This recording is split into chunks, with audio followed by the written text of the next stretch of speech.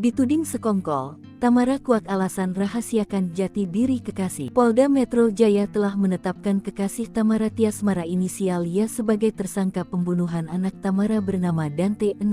Tim penyidik kini juga masih mendalami dugaan keterlibatan Tamara dalam kasus tersebut. Pasalnya Tamara sempat menutupi jati diri kekasihnya saat Dante ditemukan tewas tenggelam. Sementara belum, nanti kita dalami lebih lanjut, kata Dirkrimum Polda Metro Jaya Kombes Wira Satya Triputra di Polda Metro Jaya, Jakarta, Jumat tanggal 9 Februari tahun 2024 seperti dilansir Kompas.com. Wira menjawab pertanyaan soal dugaan Tamara ikut terlibat dari tewasnya Dante. Tamara Tiasmara juga telah membantah kabar adanya persekongkolan yang melibatkannya dengan pacarnya inisial Y dalam menutupi kematian Dante. Jadi kalau selama ini kita tidak gembar-gembor dan tidak memberikan keterangan lebih lanjut karena kami masih terus menghormati penyelidikan sampai penyidikan, kata pengacara Tamara, Sandi Arifin, di Polda Metro Jaya. Sandi menegaskan tidak pernah terjadi kesepakatan Tamara dengan Y terkait kematian Dante.